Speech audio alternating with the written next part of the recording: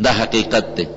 بعض اثرات خاندانی وي، پلار نیکه تکړی نو نوسی مغسې تکړی، او بعض اثرات ناګهانی وي خاندانی وي، پلار نیکه بے خوند دی نوسی مغسې بے خوند دی.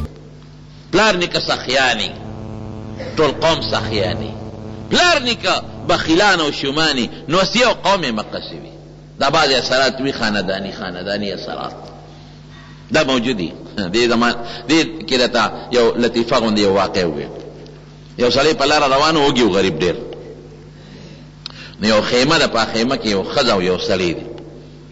دی ډېر زیات وږي دی او داسې وږي ما چې خېټه مې چینګېږي. نو ما په هغه خیمه کې هغه سړي ته وویل چې ملګري ډېر زیات وږي ما، او که مهرباني دې وکړله او ما دې یو نوړی ډوډۍ راکړه. وی راته غوسه شو، ډېر بخیل، دا خدای دې بېخو بس تاله به ګټلې ده، تاله به ګټم، دا مزدوري کوه، نشي ګټلې نو په سوالونو پسې ګرځې. وی دومره خبرې راته وکړه چې ډېر زیات یې ملامته کړه.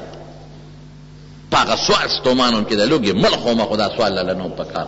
وی چې یو قدم مې واغېشته، وی د خیمې نه د دقې سړي ښځه راووته. وی ما ته وی کېنه دا بخیل سړی دی، کېنه ډوډۍ زه درکړم. او ډېر دار مدار یې راله وکړو، ډېر دار مدار چې دا ډوډۍ د ده نه ده، دا د خدای ده. په دې ډوډۍ کې ستا حصه ده، ته غریب او فقیر یې، زما بچي دې نه روده شي خو تا له ډوډۍ درکړو. وی زما دونه دار مدار وکړه، دونه زما عزت وکړه، دونه ما ته مینت وکړه چې به زه کېنولم. او هغه سړي سترګې را ترې کړي دي او تندې یې پړسولی دی د دې ښځې په دې څخه. او دې ښځې هغه سړي ته چې سپېره مسافر دی په لاره ځي، دا کس د ده په ځای ته به یو چا نه دې سوال کو نو څه به وه؟ پرېږې د غریب سړی دی ډوډۍ ورکوم. او داسې ډوډۍ را باندې وخوړه مکلفه چې سم یې موړ کړم. ښځه سخي وخته او سړی کنجوس و.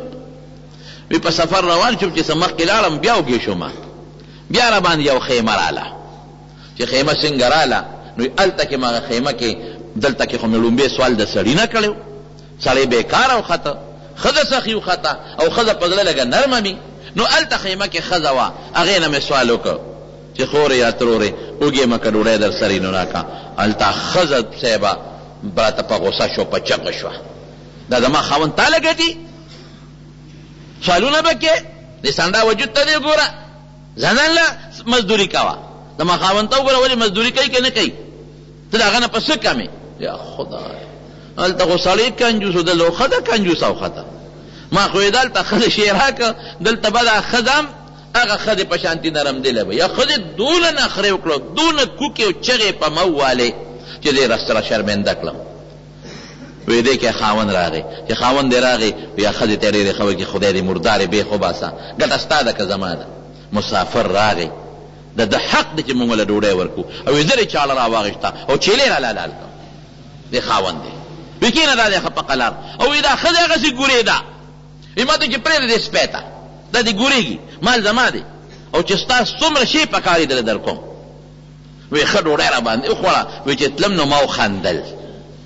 وی دا سړی ما ته وی چې ولې دې وخندل؟ وی ما ورته وی چې ومې خندل په دې چې مخکې یو خیمه وه او یو دا خیمه ده، نو د هغې نه مې معامله بدله ولیده چې الټه وخته. هلته سړی مردارو شومو او ښځې سخي وه، زما مینه سماجت یې وکړه. دلته خبره لوړې وخته، ښځه مرداره ده، کنجوسه ده، او ته سخي وختې. وی سړي ما ته وی چې خلک پېژنې؟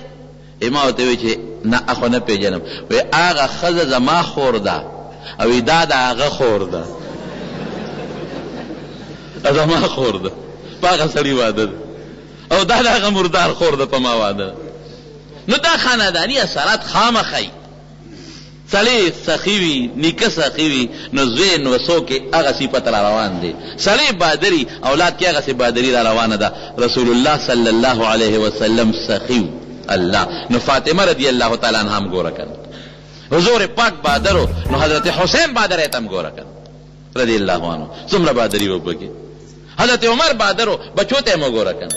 حضرت ابوبکر سخیو، بچو ته هم ګوره. حضرت عثمان سخیو، بچو ته او خاندان ته هم ګوره. نو دا خانداني اثرات په یو بل کې چلیږي، روان دي.